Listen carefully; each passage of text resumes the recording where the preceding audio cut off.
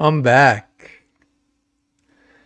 Claude Debussy, the composer, once said that music lies not in the notes, but in the silence in between. I've been silent for a little while. I've been on vacation. I've been resting, enjoying quiet, taking some time to listen and to think. And now I'm back with you. Welcome to the Rated Rabbi Sports Card Podcast, where sports cards and pop culture meet the 1984 All-Star Game. I am your host, Rabbi David Spinrad. Welcome to episode 83, The Silence in Between. I took a little time. Life is short and fleeting. Slow down, you crazy child. Took a little time. Mrs. Rated Rabbi and the kids, we took a step back. We went to Italy. It was a time to be with my family, most of all, to remember that they are actually the most important. And not just pay lip service to it, but to actually really understand how important my family is to me. That was the first reason to go on vacation, to be with the people I love, the people I live for. Second thing, I needed to take in some beauty. I needed to absorb beauty through art. Oh my God, we saw some phenomenal art. I needed to see beautiful architecture. I needed to see beautiful natural beauty, the landscapes, the mountains, the sea. I needed nature. I needed family. I needed beauty. And I needed to remember what it's like to do just one thing at a time. When was the last time you just did one thing at a time, truly? When was the last time you watched a bird fly across the sky for as long as you could follow it, then picked up a ship sailing by? Or just watched one of your children, just watched them and paid attention? Or really and truly listened to your wife without thinking about what you're going to say in response, or thinking about that eBay auction ending at 10 o'clock tonight? I spent time with my family. I soaked in some beauty, and I just tried to do one thing at a time as often as I could. While I was gone, I cut up some of my very favorite highlights from the first 82 episodes in celebration of the 40th anniversary of the 1984 All-Star Game. I gave you the 40-40 Club, 40 clips that just, I don't know, they made me giggle. I hope you liked them. Even if you didn't, you're here, and I appreciate you so much. Thank you so much for joining me on this ride. Otherwise, it's just me in my basement all by myself. I appreciate you. Family and beauty and one thing. Gave you some clips. I'm back now, episode 83. I did do some hobbying, but a different kind of hobbying while I was gone. I thought about collecting. I thought about why I collect. I visualized my collection. I learned about collections and collecting and curating. You know, when you go into those museums, they say one of the galleries in the Uffizi, and you see Caravaggios, you see how they're displayed and you see how they're put together. Beautiful art doesn't need a lot around it. It just needs to be lit right, framed correctly, and it's allowed to speak for itself. And I think our best cards are like that. They don't need a lot of noise. You know, I don't have to tell you something's awesome. You know what's awesome. the louder the jackals have to yell at me, telling me, "This is it's a Tesla." The louder they yell, the less I believe in them. That seems to be a good rule of thumb. So I got quiet. I studied collecting. I studied curating. Very little time on social media, a little IG here and there. Didn't really watch too many YouTubes or podcasts. Didn't really listen that much. A lot of them are redundant. They're repetitive. They seem to say the same things over and over again, and they seem to say the same things that other people are saying. So I just took a little break. I don't need those content creators quite that much. It felt great when I came back. I knew exactly which ones I wanted to listen to, and I discerned. I journaled while I was away on vacation, getting quiet. Made notes about life, made notes about collecting, made notes about what I want my collection to look like. I read 3 books, including that amazing book about early baseball called Glory of Their Times. I know it's been around a long time. I'm late to the party, but I thought it was outstanding. Glory of Their Times.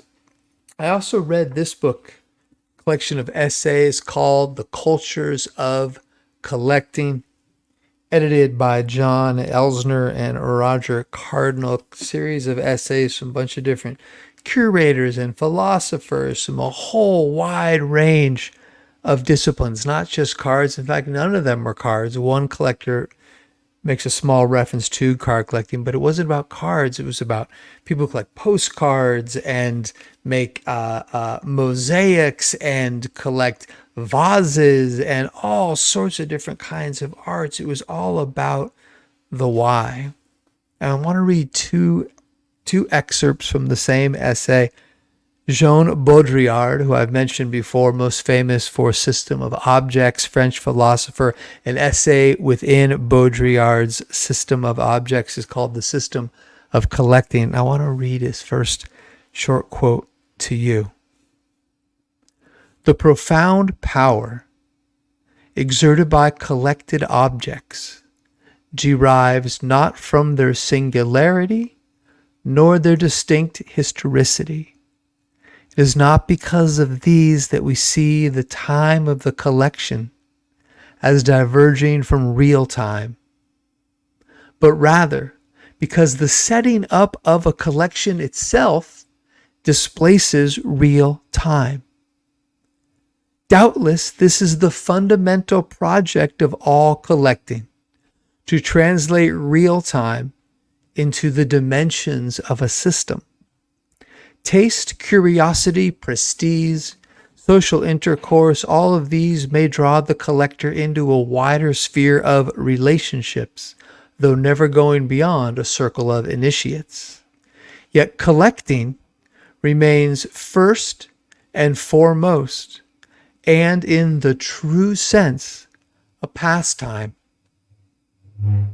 For collecting simply abolishes time, or rather, by establishing a fixed repertory of temporal references that can be replayed at will, in reverse order if need be, collecting represents the perpetual fresh beginning of a controlled cycle, thanks to which, starting out from any term he chooses and confident of returning to it, man can indulge in the great game of birth and death. Collecting not only transcends time, what Baudrillard is saying here, it is its own system beyond time, right? It is its own thing. It is its own life cycle. It wasn't 1 year ago to this year, 365 days. It was Joe Montana, Dwight Clark, unopened rack pack, 1981. 1952, Topps, Willie Mays. 1915, Cracker Jack, John McGraw. 1993 finest refractor Barry Bonds, 1933 Gaudy Babe Ruth, number 149, the red one, and one new special card I'm looking forward to showing you later in this episode. Collecting is its own thing, its own system. It is outside of time. We can go back, we can go forward, we can hyperdrive ourselves from this moment to the past. We can speculate about the future. Collecting is beyond time. It is a pastime. Oh my God, I love that. I'm such a nerd. Let me give you one more. Collecting, transcending time, trekking beyond time. Let me give you one more here, also from the same Baudrillard essay. What makes a collection transcend mere accumulation is not only the fact of its being culturally complex, but the fact of its incompleteness, the fact that it lacks something. A collection transcends accumulation because a collection lacks something. Lack always means lack of something unequivocally defined. One needs such and such an absent object, and this exigency, modulating into the quest and the impassioned appeal to other people. Have you seen a 2020 obsidian supernova in one or out of five? Please, an impassioned appeal to other people is enough to interrupt that deadly hypnotic allure of the collection to which the subject otherwise falls prey. You don't really have a collection unless you also include the absence in your collection. A television program on the topic of collecting illustrated this point rather well. As each collector presented his collection to the public, he never failed to mention the very specific item he didn't have, like I just did, as if soliciting his audience to procure it for him. Hence, the object is capable of shifting over into a social discourse. Yet at the same time, one has to recognize that the shift is typically engineered through the absence of the object rather than its presence. What do you talk about more? The cards you have in your collection or the cards you're looking for at a show? What are the relationships built on? So many conversations about the hunt. It's amazing. Thank goodness we can all step back and appreciate the possession, the collection. But the absence of the collection makes a fuller story, a fuller collection. Our collections are both the presence and the absence of our cards. It was good to get away, good to get quiet, good to make some space to listen and to think. I also did this. I also made a 54 card PC album that I'm bringing up to the stage right now as a visualization exercise. Right? If you're looking right now, some of the cards I don't have, it says want in a big font above the card. Then there's cards I do have. You see the T205 1911 Christy Matthews saying the 1934 Gaudy, Lou Gehrig, the 1948-49 Leaf, Ted Williams. They all say want. It's so funny though. I actually just proved my point. A second ago I was talking about what we possess and what's absent. I told you about my collection, and I right away went to the pictures of the cards I do not have, thereby both proving my point and what a complete and utter goon I am. Oh, it was good to get quiet. I think I might be making up for all that quiet in just a few short minutes tonight. I'm going to keep going. This is another thing I learned. I learned a lot when I was away. I'm going to think about what makes a great PC card. And I had time-long train rides through the countryside, looking out the window, just chilling. What makes for a great PC card? I came up with a list of 10 criteria I'm going to bring up here on the screen and show to you. Oh, it's been a long time since we've been together, friends. I've been places. I got things to think about, things to talk about. Let me show you my the 10 qualities of a great personal collection card. Totally subjective, but it's my personal collection. All right, the 10 qualities of a personal collection card. Up there on the screen for those of you watching on YouTube. Number 1, a great PC card is a card in which I have a personal connection to the player. First thing is a personal connection. Not that I have to know the guy, but that I have a personal connection to that player. Second thing, a personal connection to his team. Number 3, the card must have aesthetic beauty in the eye of the collector. Personal connection to the player, personal connection to the team, aesthetic beauty in the eye of the collector. Number 4, historical significance of the player to the sport. A PC card is influenced by the historical significance of the player to the sport. Number 5, the historical significance of the player to the hobby. Rodney Cline, very significant to MLB. Rodney Cline, not significant to the hobby. Number 6, that card, historical significance of the set to the hobby. 1952 Topps, for example. 1933 Gaudy, for example. If you're a football fan, you might say 1955 Topps All-American. 1956 Topps, his first NFL card. If you're an NBA guy, 1957 Topps. 1961 Fleer, historical significance of the set to the hobby. Number 7, the historical significance of the set to the collector. For me, perfect example, 1978 Topps, baseball, football, to a lesser extent, basketball. 78, very significant. The first cards I collected. So that is number 7, the significance of the set to the collector. Number 8, the historical significance of the card to the hobby, right? Is this card significant to the greater hobby? I know it's subjective, but I think more often than not, we would agree on that one. Next one, the historical significance of the card to the collector, right? This card, what is the significance of this card to me? Not the personal connection that you start with. What is my opinion of the historical significance of this card to me, the collector? And finally, number 10, would I buy this card again at the price I paid or at the current price, whichever is higher? 1, personal connection to the player.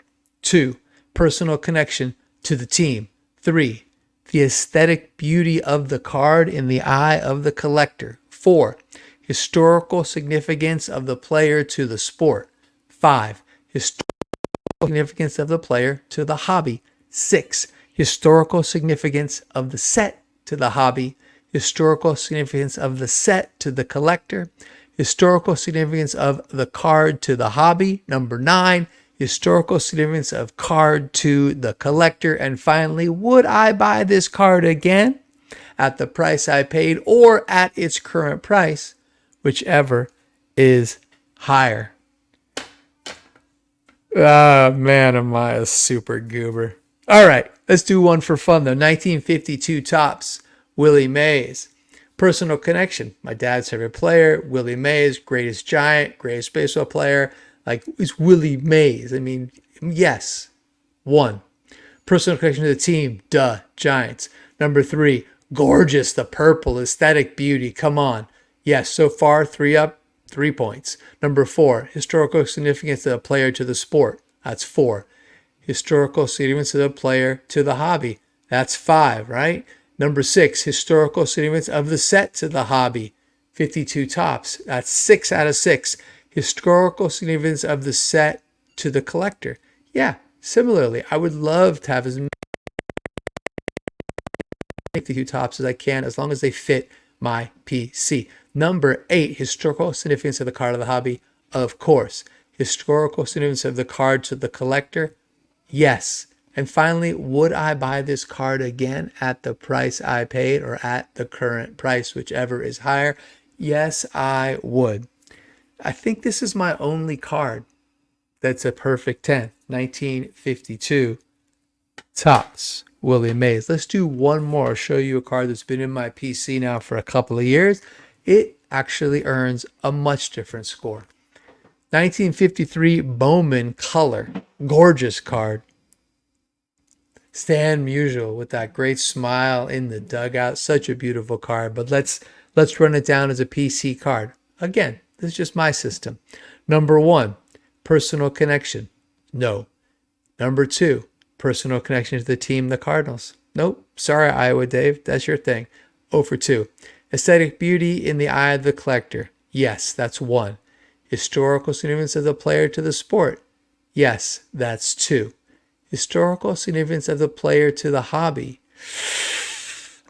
I'm going to say yes, but all we seem to talk about for Musial is how undervalued he is for all he accomplished, right? I'm going to say yes, but you can make an argument it might be like a half a point. We'll give him the whole 3 points.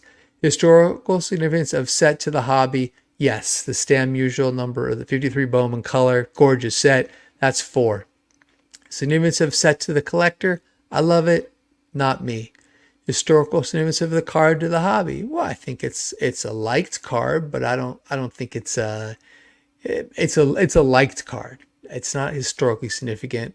I'm gonna give it though. I'm gonna give it the 5. Number 9, historical significance of card to the collector. Nope. And would I buy this card again at the price I paid or at the current price, whichever is higher? The answer, unfortunately, is no. So a 5 makes a card on the block to me. I think a PC card's got to be at least a 7, if not even more, at least a 7. So Musial's on the block. In fact, I did bring him to the National, hopes able to move off the 53 Bowman Color. Stan the man. Let's get that off the screen. Get me back up there. Top half of the 9th inning.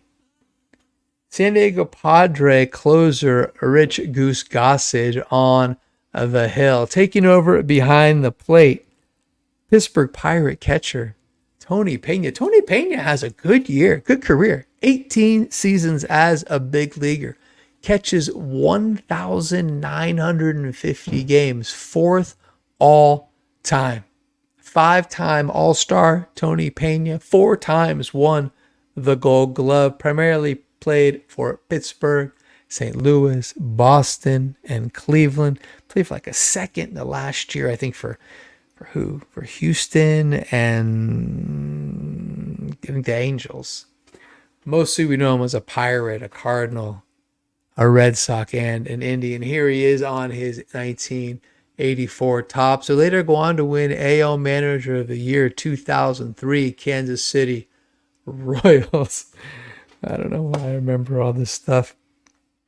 He had that really cool catcher stance. Remember, he had like on one knee, back, the right leg would be back, right? The toe pointed back to the umpire, be on a knee, and the left leg would sort of be out in front, almost but not quite extended. This really cool, unorthodox style.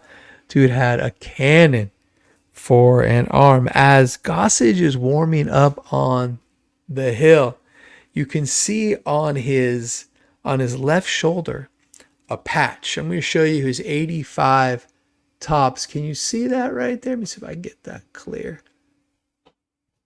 There it is.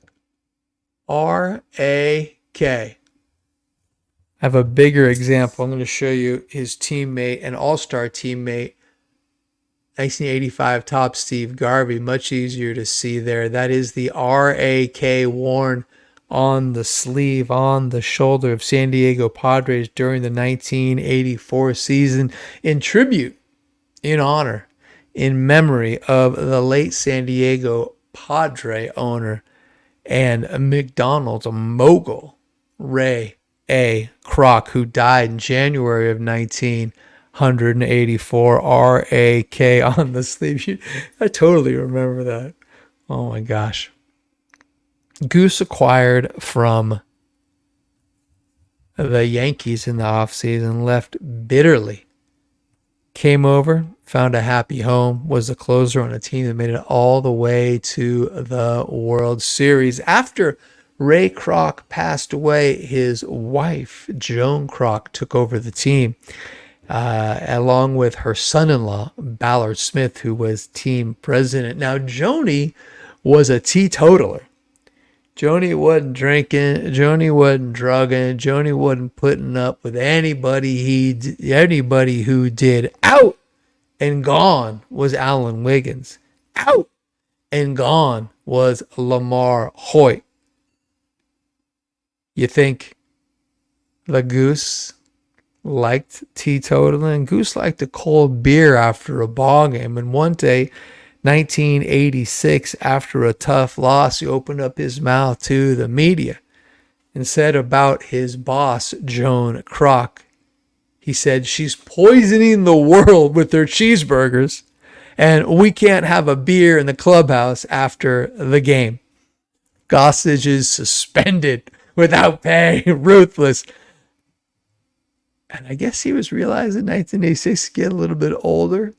He apologizes. He comes right back. He apologizes. He apologizes to Kroc.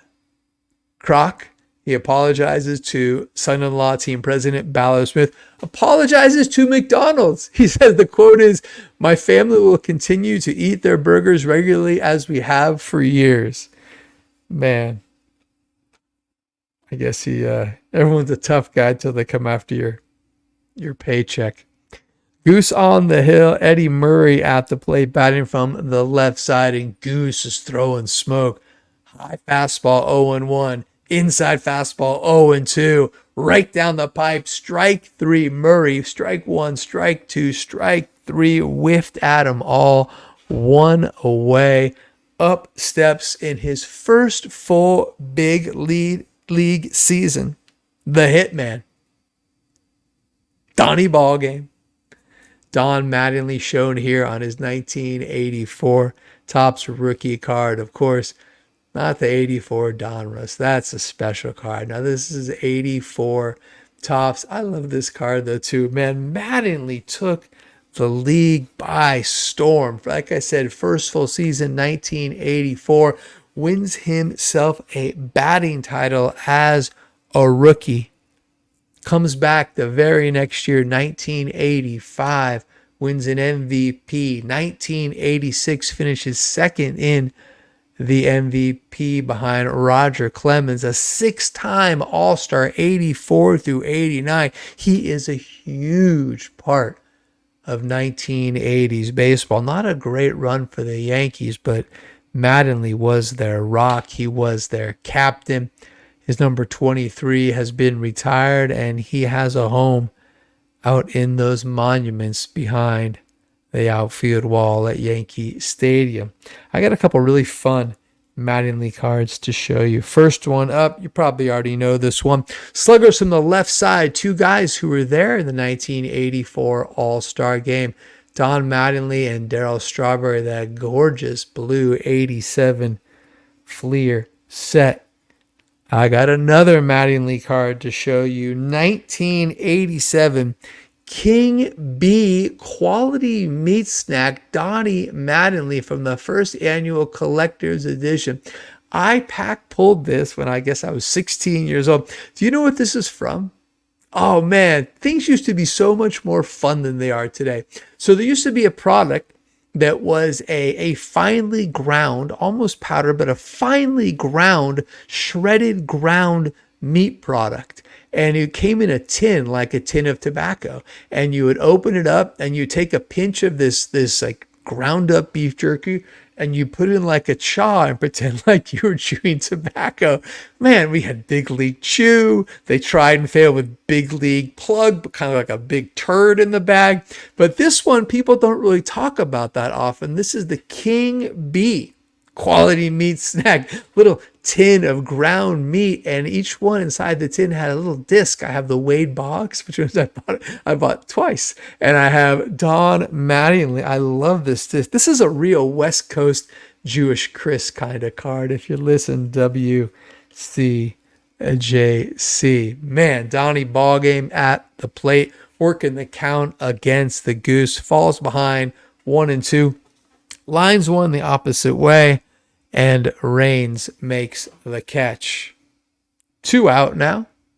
American League down to their last out, trailing 3-1. Up steps Big Dave Winfield. Winfield plays the whole ball game, leading the league and hitting at the All-Star break at 370. They're talking about him being the best player in the game at that moment. AL manager Joe Altobelli says, "Big guy, you're going to play the whole game." Comes up batting in the 9th inning, and he rips a double. Just when you think he's gonna end the game, it's a 1-2 pitch. He rips a double to left. Reigns dives to make a play, and the ball just bounces out of his glove. Good effort. Winfield aboard with 2 outs. I want to show you one more card. 1985, actually the only combo card in the entire set.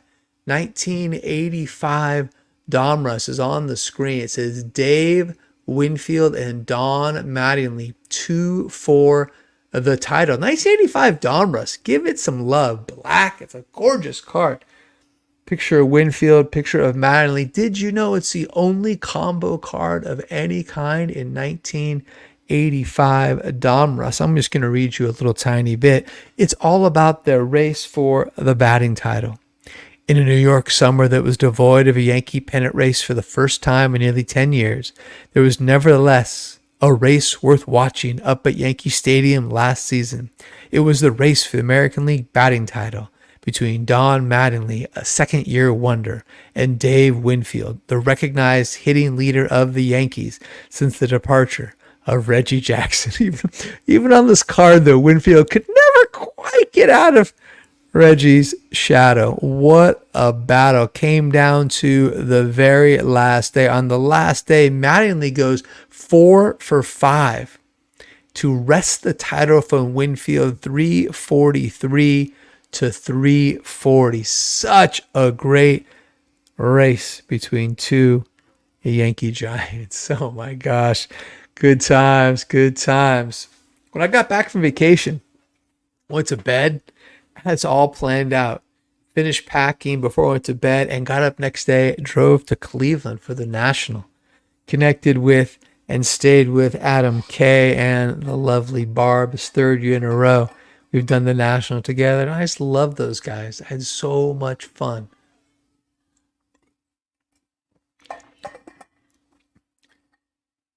It's not going to be a national recap. I'm a little late to the game, and you've already heard it, and you've heard it, and you've heard it ad nauseum. I'm actually kind of stunned. Maybe I shouldn't be stunned at this point. There is just such a culture of grievance in our society, right? Everyone is aggrieved. Everybody is upset because we've created this world where everything is curated just for us, right? Everything. I don't have to get off the couch. I can have a meal brought to me. Boop, boop, boop, man. Everything is exactly the way I want it. I don't have to watch what's on. I don't watch whatever I want. Any sort of inconvenience, I believe, is just blown way out of proportion. People get so twisted up. And so I just heard and saw so much grievance.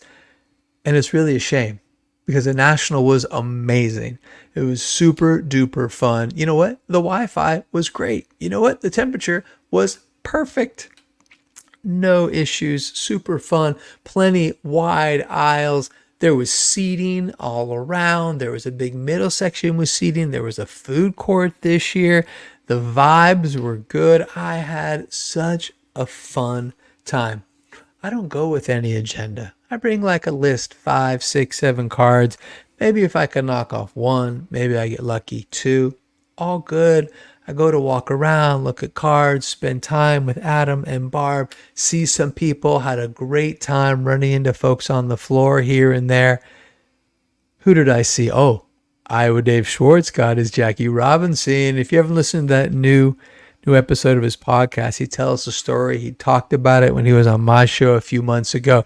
He got his Jackie and he showed it to me, and it's amazing. And he pretty much got rid of every card he owned. But how many of those cards actually truly mattered? Jackie Robinson, his rookie card, that transcends sports. That's like, forget about it. Who else did I see? Jeremy Lee. Nice to see you in person, Jeremy. John Newman. Danny Black.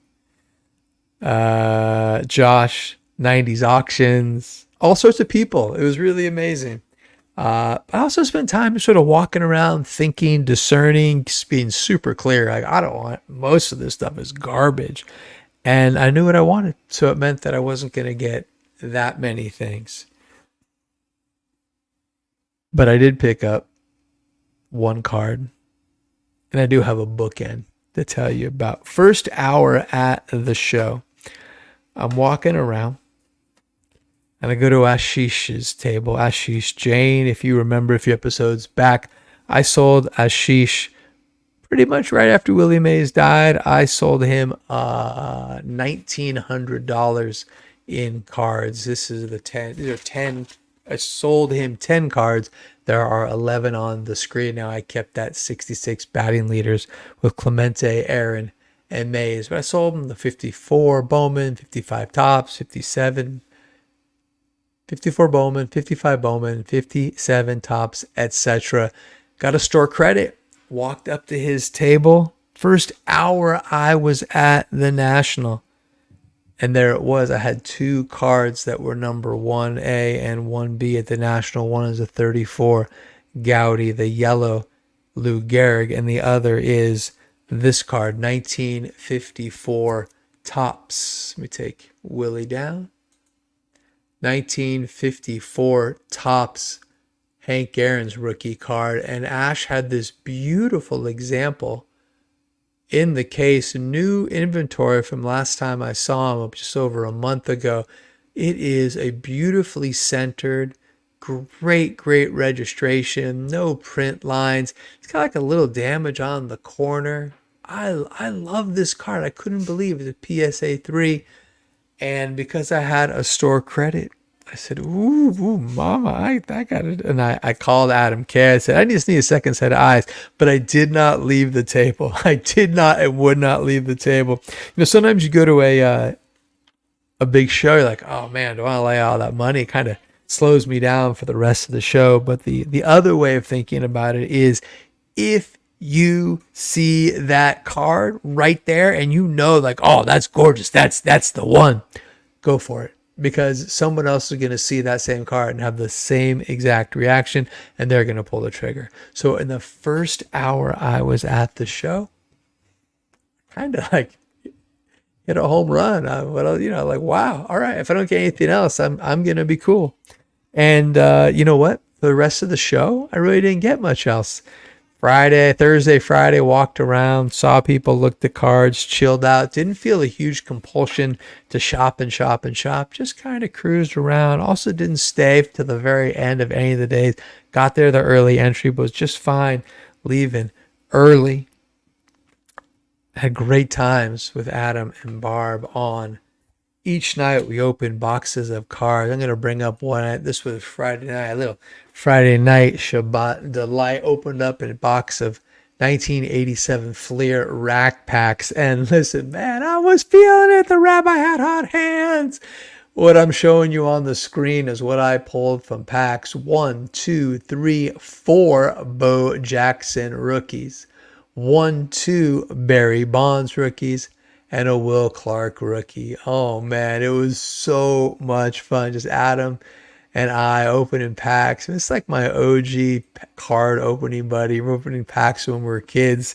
So great. Saturday, Friday night, we're doing that. We went out to dinner and kind of said, you know what? I don't even know if I need to go back tomorrow. I'm cool. We decided to go to the Rock and Roll Hall of Fame. A+, so fun. It's the first and only a museum I've ever been to that has a bar. Think about that, right? So much fun. Man, walked around there for a few hours after going out to breakfast and decided, let's go walk around for one more hour after the show. Saturday afternoon was super mellow. I sat down in front of some value boxes, bought a couple football cards for my son, a couple of dollar Giants cards for my own collection, just kind of silly little of this and that. We leave. We decide to go out to dinner. We're standing in line waiting for a table. I'm on my phone, checking eBay, my saved searches. Oh, Nelly. A card I've been looking for a long time comes up. Oh, mama, I can't think about anything else. They're talking to me, and I'm just thinking about this card. They're talking to me. Oh, my God. It's expensive, right? But it pops during National Weekend Raw. I can tell you what it is. It just passed eBay authentication because it's on its way to me. The story is I think I made my original offer at 75% of his ask. Said someone's better. I went up. Adam's like, we just get the card.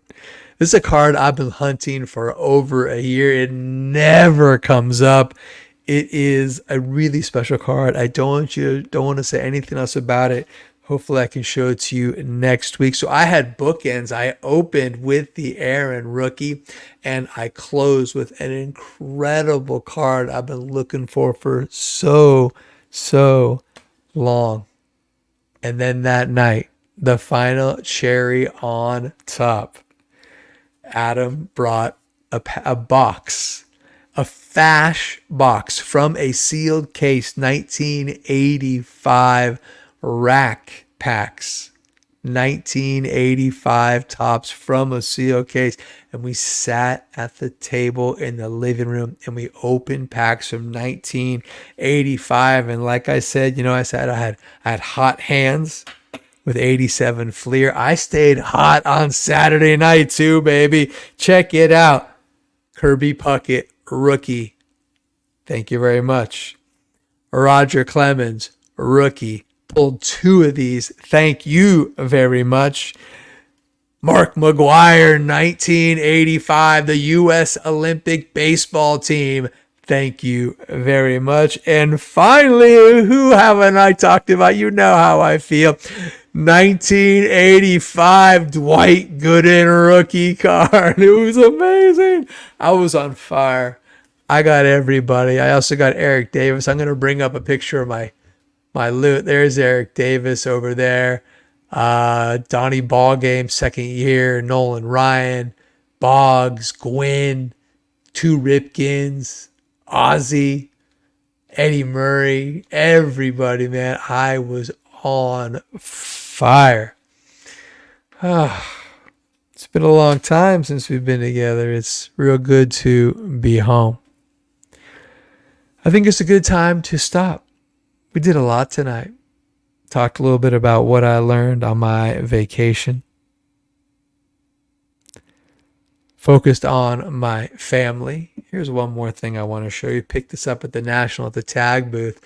It's I took a picture that we had taken. Some guy was a Seahawk fan at the Trevi Fountain. And so I was talking a little smack and we're all cracking up. It's great. It's kind of a green cracked ice that Tag made into a card and had slabbed. Spent time with family. Saw and took in a lot of beauty. Did one thing as often as I could. Read some books. Love those Baudrillard quotes. The one about collecting, being this own thing, this own system beyond time, and how our collections are completed by their absences. So good. Came up with my 10-point criteria for a PC card. Makes it real easy to know what I want to keep and what I don't. Well, what else? Well, we touched on the top of the ninth game. Episode 83, we're in the top of the ninth inning. My God. Goose Gossage, Ray Kroc, Joan, pointed in the world's children with those cheeseburgers. Blowing hot gas. Melted cheese past Eddie Murray, Donnie Ballgame, smokeless chewing tobacco. Not yet, but here you're on the road. This is like tobacco. As ground meat comes in a tin, you start here. By next year, we'll slip you a skull. National was a good time. I sort of danced around the culture of grievance and had fun, especially with Adam and Barb, Hank, Aaron, and that bookend on the other end. I can't wait to show you opening packs, 87 Fleer, 85 tops. Man, life is so good.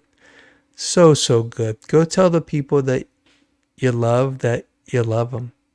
Go have fun with your cards. Go daydream about what you're going to get next. Get rid of something that isn't awesome. You don't need it. Travel light. Most of all, thank you so very much for joining me. It's been a while. It's good to be back in the saddle. Until we meet again, may you be blessed and may you enjoy health and long life. So long for now.